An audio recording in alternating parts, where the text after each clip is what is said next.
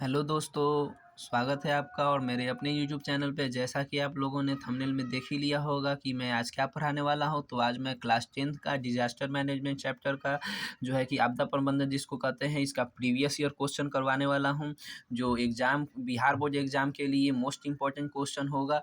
और ये 5 से 6 अंक का ऑब्जेक्टिव क्वेश्चन आपको एग्जाम में ज़रूर देखने को मिलेगा।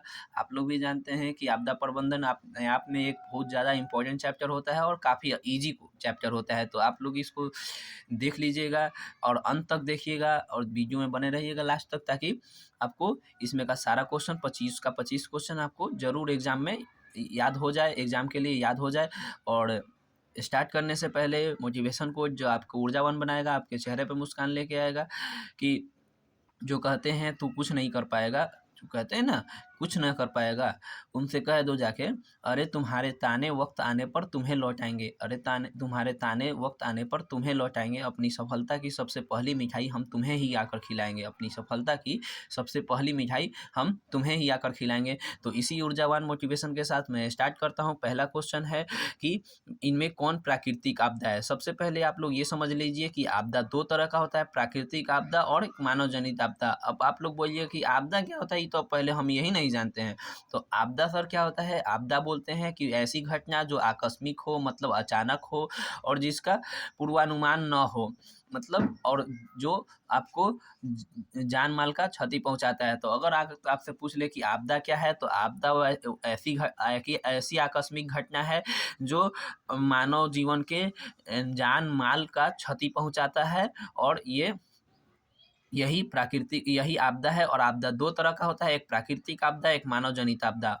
प्राकृतिक आपदा मतलब आप लोग समझ ही रहे होंगे, प्राकृतिक आपदा जो प्राकृतिक रूप से घटित होती है। मानव जनित आपदा मतलब जो मानव द्वारा जो है कि जो घटना होता है, उसे हम क्या कहते हैं? मानव जनित आपदा कहते हैं। देखिए अब क्वेश्चन आता है 1 मार्क्स का, मतलब ऑब्जेक्टिव क्वेश्चन में भी आता है कि इनमें कौन प्राकृतिक आपदा है। खूब देखने को मिलता है एग्जाम में कि इनमें प्राकृतिक आपदा कौन है, इनमें मानव जनित आपदा कौन है। ये क्वेश्चन तो आप लोग 2-4 क्वेश्चन देख ही लीजिए तो ठीक रहेगा आपको। इनमें कौन प्राकृतिक आपदा है, तो बाढ़ है, सांप्रदायिक दंगे है, आतंकवाद। ना सर जी, आतंकवाद तो मानव द्वारा होता है, सांप्रदायिक मानव द्वारा होता है। तो बाढ़ पे मारिएगा, ठीक क्या मारिएगा? बाढ़ पे। मानव जनित आपदा कौन है, तो आतंकवाद है ना। बाढ़, भूकंप, सुनामी जो है कि ये हो जाएगा प्राकृतिक आपदा। तो पूछेगा मानव जनित आपदा कौन है, तो आतंकवाद। हाँ सर। और अगर पूछ ले कि प्राकृतिक आपदा का 3 उदाहरण दीजिए, तो क्या बोलिएगा? बाढ़, भूकंप और सुनामी। अगर बोल दे मानव जनित आपदा का 3 उदाहरण बोलिए, तो आतंकवाद और सांप्रदायिक दंगे। इस तरीके से आप और भी बोल सकते हैं। अब नेक्स्ट क्वेश्चन देखिए, बाढ़ क्या है। सबसे पहले आप जान लीजिए कि एक और क्वेश्चन बोलता है कि बिहार की सबसे बड़ी त्रासदी क्या है, तो बाढ़ है, ठीक है। और अगर पूछ ले कि बिहार क्या है, तो प्राकृतिक आपदा है। बिहार का कौन सा क्षेत्र बाढ़ग्रस्त क्षेत्र है, ये भी आपको एग्जाम में बहुत ज्यादा देखने को मिलता है। क्या बिहार का कौन सा क्षेत्र बाढ़ग्रस्त क्षेत्र है, जो जहाँ पे बाढ़ बहुत ज्यादा आता है। क्वेश्चन रख लीजिए, बिहार का कौन सा क्षेत्र बाढ़ग्रस्त क्षेत्र है, उत्तरी बिहार। बिहार का कौन सा क्षेत्र बाढ़ग्रस्त है, तो उत्तरी बिहार, ठीक है। याद कर लीजिएगा, ये क्वेश्चन आपको एग्जाम में बहुत ज्यादा देखने को मिलता है। और नेक्स्ट क्वेश्चन और देखते हैं। 4 नंबर क्वेश्चन क्या कह रहा है कि बिहार का कौन सा क्षेत्र बाढ़ग्रस्त क्षेत्र है। बिहार का कौन सा क्षेत्र बाढ़ग्रस्त क्षेत्र है, तो ये उत्तरी बिहार है। और नेक्स्ट क्वेश्चन देखिए कि किस नदी को बिहार का शोक कहा जाता है, कोसी को कहा जाता है। ये क्वेश्चन भी आपके लिए बहुत ज्यादा इंपॉर्टेंट होगा, ठीक है। किस नदी को बिहार का शोक कहा जाता है, किस नदी को बिहार का शोक कहा जाता है? कोसी को कहा जाता है, क्योंकि इस नदी में बाढ़ बहुत ज्यादा आता है और इस बाढ़ से लोगों को बहुत ज्यादा क्षति पहुंचता है। अब देखिए नेक्स्ट क्वेश्चन, नदियों में बाढ़ आने का प्रमुख कारण क्या है। नदियों में बाढ़ आने का प्रमुख कारण वर्षा अत्यधिक होना, जल अधिकता होना नहीं मार दीजिएगा, या नदी तल में अवसाद जल का जमाव, ऑप्शन सब रहेगा, आप मारिएगा वर्षा अधिक होना, ठीक है, वर्षा अत्यधिक होना। सूखा किस प्रकार का होता है, तो वर्षा अत्यधिक हो गया तो बाढ़, और वर्षा कम हो गया, एकदम 2 साल तक आइए नहीं रहा है, बहुत दिन तक नहीं आ रहा है, तो सूखा पड़ेगा, है ना। बहुत दिन तक बारिश नहीं हो रहा है तो क्या हो रहा है, सूखा पड़ेगा। सूखा किस प्रकार का ये प्राकृतिक आपदा है। अगर पूछ ले सूखे के लिए कौन जिम्मेवार है, भूकंप है, बाढ़ है, तो वर्षा की कमी, है ना। सूखे के लिए कौन जिम्मेवार है, वर्षा की कमी। सुखाड़ का कारण क्या है, तो जल का अभाव नहीं सर, मिट्टी की नमी का अभाव। जल का अभाव मना किए थे, जल का अभाव नहीं, वर्षा की कमी बोलिएगा, और नहीं तो मिट्टी की नमी का अभाव। ओके।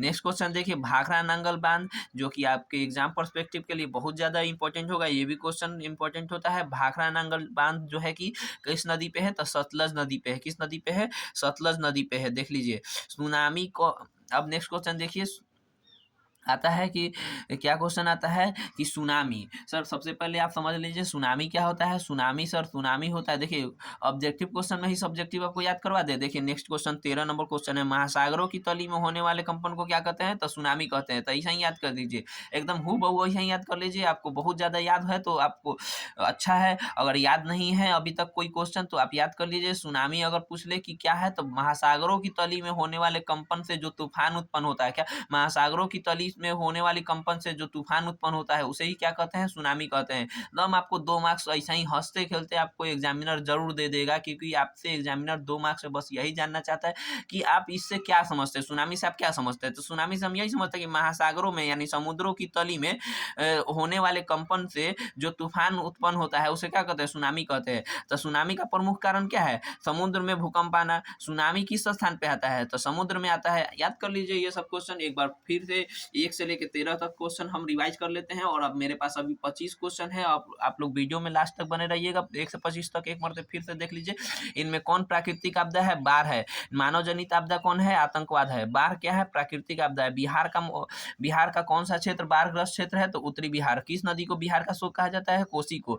नदियों में बाढ़ आने का प्रमुख कारण क्या है, वर्षा का अत्यधिक होना। सूखा किस प्रकार का आपदा है, तो प्राकृतिक आपदा। सूखे के लिए कौन जिम्मेवार है, वर्षा की कमी। सूखे का कारण क्या है, मिट्टी का नमी का अभाव। भाखड़ा नंगल बांध क्या है, कहाँ पर है, तो सतलज नदी पर। अगर पूछ ले सुनामी किस स्थान पे आता है, समुद्र में। सुनामी का प्रमुख कारण समुद्र में भूकंप का आना।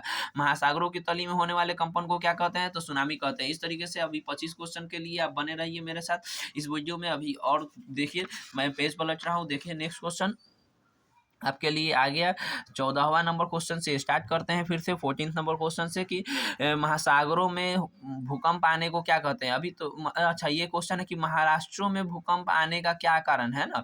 महाराष्ट्र में भूकंप आने का क्या कारण है, तो आप लोग याद कर लीजिए, शहरीकरण। शहरीकरण, महाराष्ट्र में भूकंप आने का कारण क्या है, शहरीकरण। एग्जाम में आता है इसीलिए लिख दिए हैं। हमारा पहले ही थंबनेल में देख लिए होंगे, PYQ लिखा है, प्रीवियस ईयर क्वेश्चन है ना। सुनामी प्रभावित क्षेत्रों में मकानों का निर्माण कहाँ होता है, सागर तटों से दूर। आप लोग मैंग्रोव वन मत मार लीजिएगा, जो पढ़े हैं इस चैप्टर को तो आप लोग जाने होंगे कि मैंग्रोव क्या होता है। सर मैंग्रोव ऐसा वन होता है जो तटीय क्षेत्रों में, मतलब कि समुद्र के किनारे लगाया जाता है, ताकि समुद्र में जो तूफान उठे तो उस तूफान के स्पीड को, माने चाल को कम कर दे, उसके शक्ति को कम कर दे। तो वहाँ पे मैंग्रोव वन में ही जाके आप घर वा थोड़ी ना बना लीजिएगा। पूछ रहा है क्वेश्चन क्या कि सुनामी प्रभावित क्षेत्रों में मकानों का निर्माण कहाँ होता है, सागर तटों से दूर। ठीक है। अब नेक्स्ट क्वेश्चन देखिए, भूकंप कैसी आपदा है। तो आप लोग सभी जानते हैं भूकंप कैसा आपदा है, प्राकृतिक आपदा है।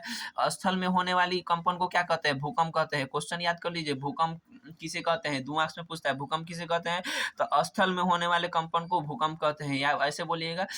याद कर लीजिए ना, आप अगर पढ़े होंगे तो आपको 2 मार्क्स के लिए बहुत अच्छा डिफिनेशन याद होगा। अगर पूछ ले 2 मार्क्स में क्वेश्चन, तो आप लोग इतना भी लिख दीजिएगा तो काम नहीं हो जाएगा कि स्थल में होने वाले कंपन को भूकंप कहते हैं, और महासागरों में होने वाले कंपन को क्या कहते हैं, सुनामी कहते हैं। नेक्स्ट क्वेश्चन देखिए, भूकंप रोधी इमारत का नक्शा कैसा होना चाहिए, तो साधारण आयताकार होना चाहिए। देखिए आयताकार ऐसा होता है, मतलब सजी लंबाई ज्यादा और चौड़ैया कम, तो आयताकार। और लंबाई चौड़ाई सब बराबर होगा तो पता चलेगा एक के झटका में भूकंप के घरवा गिर गया है ना।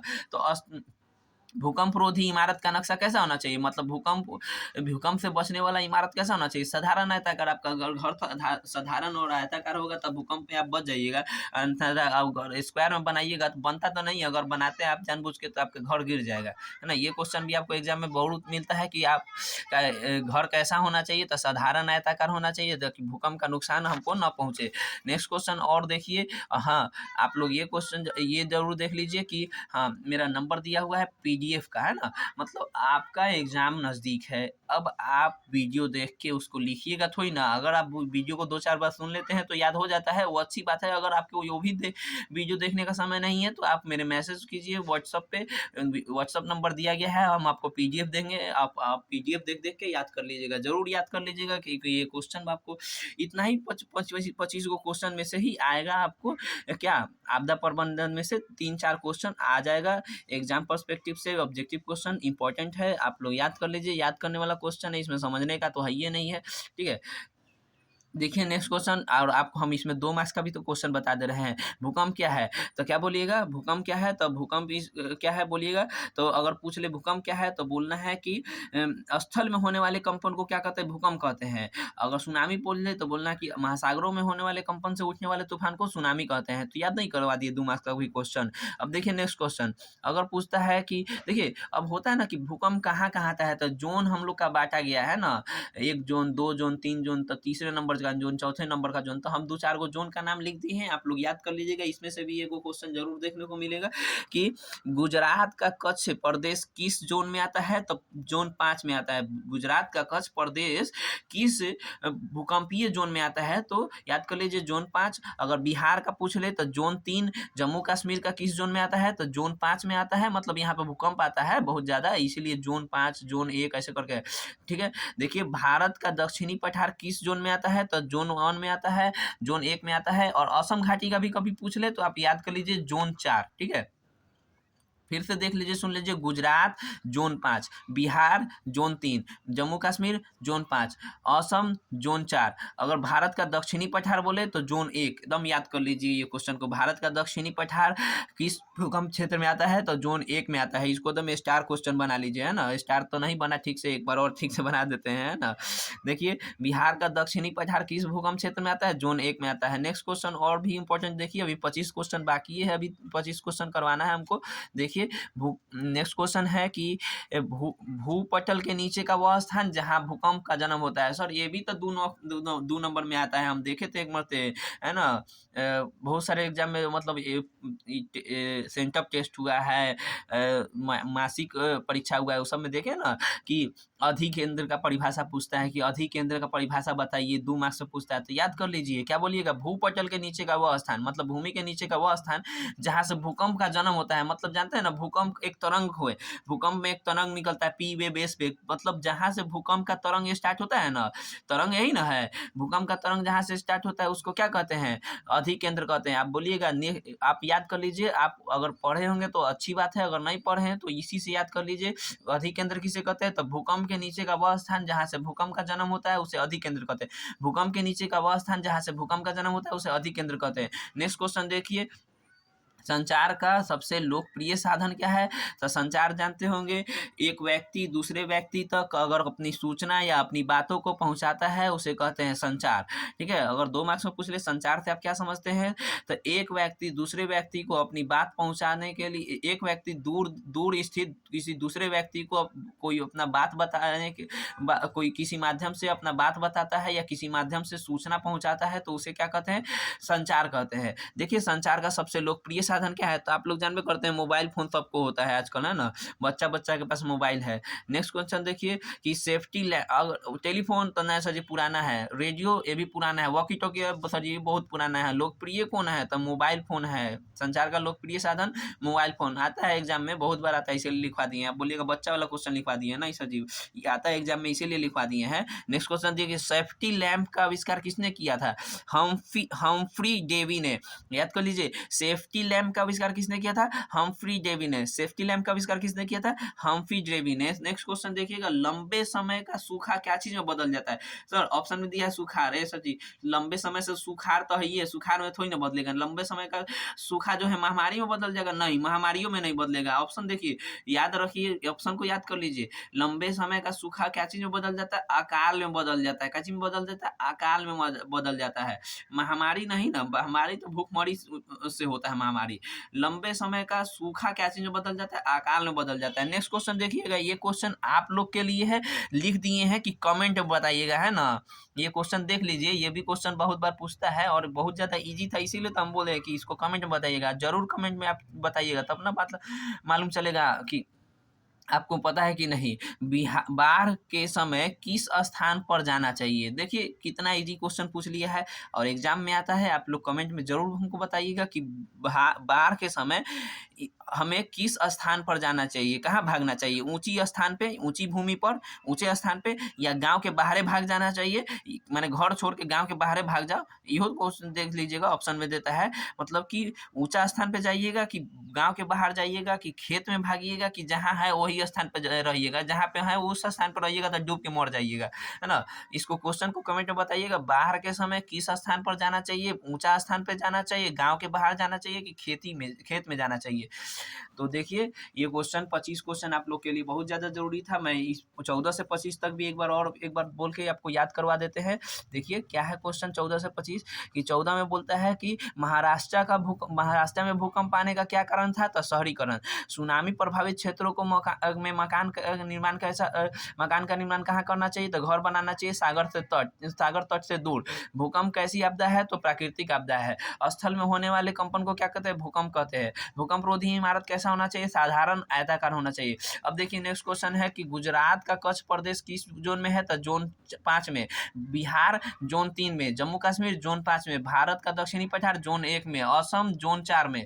देखिएगा नेक्स्ट क्वेश्चन है कि भूकंप का नीचे का वह स्थान जहाँ भूकंप का जन्म होता है, अधिकेंद्र। भूकंप का वह स्थान जहाँ से भूकंप का जन्म होता है, भूपटल का नीचे का स्थान वह जहाँ से भूकंप जन्म होता है, अधिकेंद्र। संचार का सबसे लोकप्रिय साधन मोबाइल फोन।